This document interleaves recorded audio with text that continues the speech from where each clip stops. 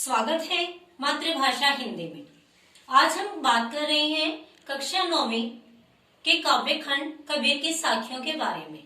मैं अपनी पहली वीडियो में अपने छात्रों को बता चुकी हूँ कि कबीरदास जी समाज में जो रूढ़िवादी परंपराएं हैं, अंधविश्वास है, बाह्य आडंबर है, उन सबको नष्ट करना चाहते हैं। कबीरदास जी की जो कविता है वो दो भागों में विभाजित है। प्रथम है साखियां, जो मैं अपनी वीडियो के द्वारा अपने बच्चों को वर्णित कर चुकी हूँ।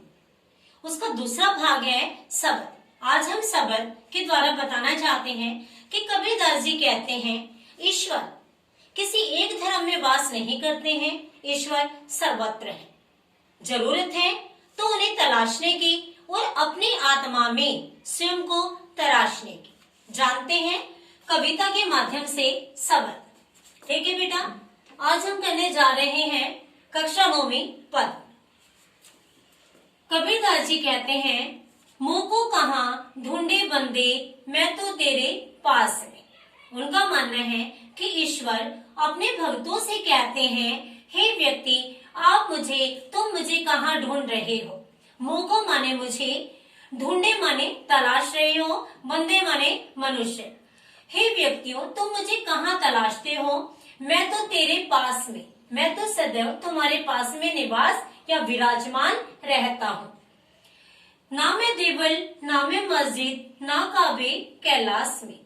कबीरदास जी का मानना है बाह्य आडंबरों का खंडन करते हुए कि ईश्वर कहते हैं ना किसी में देवालय में रहता हूँ, जो हिंदुओं का पवित्र स्थान माना जाता है, और ना ही मैं किसी मस्जिद में रहता हूँ, जो मुसलमानों का पवित्र स्थान माना जाता है, और ना ही किसी काबा और कैलाश पर्वत में मेरा निवास है। ना तो कोने क्रिया कर्म में, नहीं योग वैराग्य में। कबीरदास जी कहते हैं कि ईश्वर कहते हैं और मैं किसी योग साधना में, बाह्य आडंबरों में, क्रिया कर्म में भी मेरा किसी प्रकार का कोई वास नहीं है। नहीं योग वैराग्य में। व्यक्ति समाज से अपना नाता छोड़ देते हैं, अपना नाता तोड़ लेते हैं, और ना ही साधु संतों के द्वारा जो वैराग्य, जो संसार छोड़ दिया जाता है, और ना ही मैं किसी योग साधना में विश्वास करता हूँ, ना ही मेरा वहां निवास है। खोजी हुए तो तुरंत ही मिलियो, पल भर की तलाश में। कबीरदास जी कहते हैं, हे व्यक्ति, यदि तू मनुष्य होकर प्रभु को प्राप्त करना चाहता है, वास्तव में खोजना चाहता है, तो वो तुरंत ही तुझे प्राप्त हो सकते हैं, मिल सकते हैं पल भर की तलाश में। एक ही पल काफी है कि तू अपनी आत्मा में स्वयं को जाने कि तू क्या है। कहा जाता है आत्मा ही परमात्मा है। तो कबीरदास जी ने कहा है यदि कोई व्यक्ति अपनी आत्मा में झांकने का प्रयास करे, अपनी आत्मा के ज्ञान को आत्मसात करे, उसे स्वीकार करे, तो प्रभु की, ईश्वर की जो तलाश है वो पल भर में समाप्त हो सकती है। समझ आया? जो पहला हमारा काव्यांश है उसमें बाहरी आडंबरों का विरोध किया है और ये बताया है कि ईश्वर सर्वत्र है। वो किसी देवालय, किसी मस्जिद, किसी काबा या कैलाश स्थान के मोहताज नहीं है। प्रभु कण कण में है, और कण कण अर्थात हमारी आत्मा में है। तो हमें बाह्य आडंबरों, अंधविश्वासों का खंडन करना चाहिए। ठीक है। कह कबीर सुनो भई साधो, सब श्वासों की सांस में। कबीरदास जी कहते हैं हे साधुओं, हे सज्जनों, हे संतों, सुनो, ईश्वर तो सब व्यक्तियों की सांस में समाया हुआ है, अर्थात उसे अन्यत्र किसी स्थान पर तराशने और तलाशने की आवश्यकता नहीं है। कबीरदास जी आत्मा को ही परमात्मा स्वीकारते हैं और स्वयं को टटोलने का आह्वान करते हैं। दूसरा जो हमारा अवतरण है, गद्यांश है, संतो भाई आई ज्ञान की आंधेरे। इस काव्यांश में कबीरदास जी ने अपने जीवन में आए हुए उस साधु संतों एवं मनुष्यों के जीवन में आए हुए ज्ञान का वर्णन किया है। क्या कहना चाहते हैं? जब ज्ञान आता है तो अज्ञान दूर हो जाता है। जब व्यक्ति स्वयं को जानता है तो सारी तामसिकताएं, वासनाएं, विश्वास, अंधविश्वास, विषमताएं स्वयं में समाप्त हो जाती हैं। तो हम काव्यांश का रसास्वादन करते हुए आगे चलते हैं। संतो भाई आई ज्ञान की आंधी रे। हे संतो, जब ज्ञान की आंधी आ जाती है, ठीक है, यहाँ उन्होंने मानवीकरण अलंकारों का प्रयोग भी किया है। ऐसा उदाहरण दिया है जो समाज में सभी व्यक्ति भली भांति जानते हैं, देखते हैं और परिचित हैं।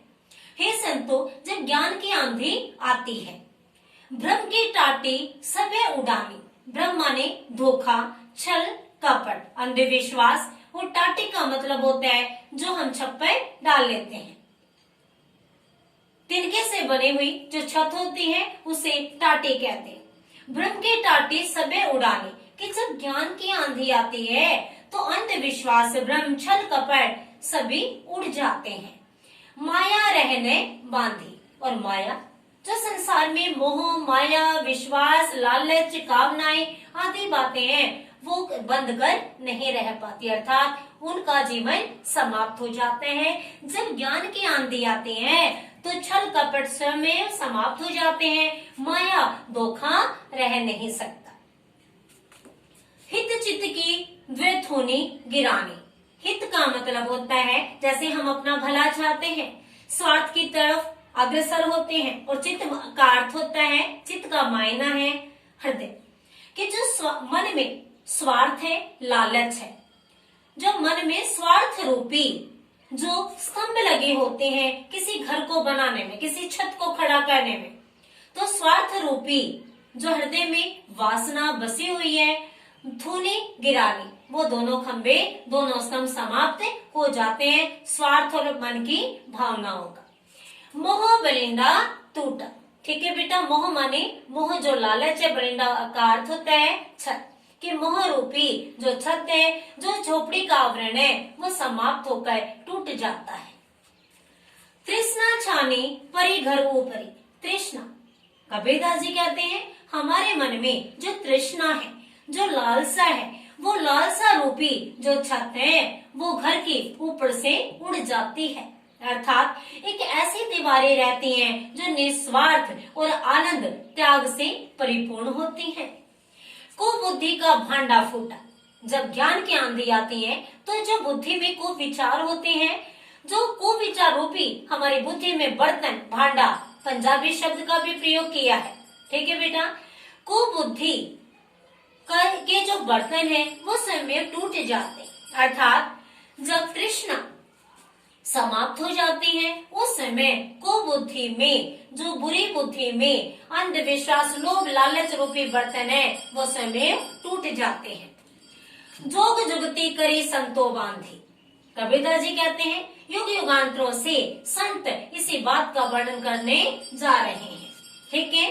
नेत्र चुवेने पानी, एक इस तरह का आवरण बांधते हैं कि उससे एक बूंद पानी भी नहीं गिर पाता है। कूड़ कपट काया का निक्ष्य। जब ज्ञान की आंधी आती है तो कबीरदास जी का मानना है कि कूड़ा कपट काया, हमारे शरीर में क्या कूड़ा करकट होता है प्यारे विद्यार्थियों, हमारी काया में, हमारे मन में जो कूड़ा करकट है, अंधविश्वास है, मोह माया है, लोभ लालच है, एक दूसरे को नीचा दिखाने के जो आक्रामक क्षणीय भाव हैं, वो भी इस शरीर से निकल जाते हैं जब ज्ञान की आंधी आती है। हरि की गति जब जानी, जब ज्ञान की आंधी आई और मेरा बदन, हमारा शरीर से कूड़ा कचरा अर्थात बुरी भावनाएं जब निकलने लगी तो प्रभु की गति अर्थात प्रभु की लीला के दर्शन होने लगे। भगवान की जो आराधना है, भगवान की जो सच्चाई है उसको आत्मसात किया। हरि की गति जब जाने, कबीरदास जी ने कहा है जब कुबुद्धि हमारे मन मस्तिष्क से निकल जाते हैं, सुविचार आते हैं, कुविचार बाहर चले जाते हैं, उस समय हरि भगवान की जो गति है उसको व्यक्ति जानता है। आंधे पीछे जो जल बूढ़ा। कबीरदास जी ने बड़े ही संयोग से एक मनोहारी तरीके से कबीरदास जी ने वर्णन किया है कि आंधी पीछे, जब आंधी बेटा आकर चली जाती है, टीन ठप्पर कूड़ा कचरा उड़ जाता है, चारों तरफ अंधकार अंधकार होता है, उसके बाद उसी अंधकार को समाप्त करने के लिए जो बारिश आती है, जो बरसात होती है, आंधी पीछे जो जल बूठा, आंधी समाप्त होने के बाद जो जल की बूठा अर्थात बरसात होना, जो जल बरसता है प्रेम हरिजन भीना। उस समय जो व्यक्ति होते हैं, उस आंधी जाने के बाद जल की बरसात उन पर होती है और भगवान के प्रेम में सभी व्यक्ति निस्वार्थ भाव से लीन हो जाते हैं। प्रेम रूपी जल की बरसात होने लगती है। कहे कबीर भान के प्रकटे, कबीरदास जी कहने लगे, क्या कहने लगे? भान के प्रकटे, जब जीवन में सूर्य रूपी प्रकाश आता है, सूर्य रूपी ज्ञान आता है, प्रकट होता है, उदती भया, जब सूर्य उदय होता है, तम खीना अर्थात तम का शाब्दिक अर्थ होता है, तम का मायना है अंधेरा और खीना माने क्षीण हो जाना, समाप्त हो जाना। अर्थात अंतिम पंक्तियों में कबीरदास जी ने कहा है, जब सूर्य उगता है अर्थात ज्ञान का प्रभाव जन्म लेता है तो अंधेरा अर्थात अज्ञान समाप्त हो जाता है, वो अपनी आयु को समाप्त कर बैठता है। तो आज हमने कबीर के शब्द को पढ़ा। प्रथम काव्यांश में आया है कि ईश्वर सर्वत्र है। उन्हें तलाशने के लिए किसी देवालय मस्जिद का भी कैलाश में जाने की आवश्यकता नहीं है और न ही हमें अंधविश्वास में क्रियाकर्म करने की या वैराग्य धारण करने की आवश्यकता है। वो सदैव प्रत्येक मनुष्यों में समाये रहते हैं।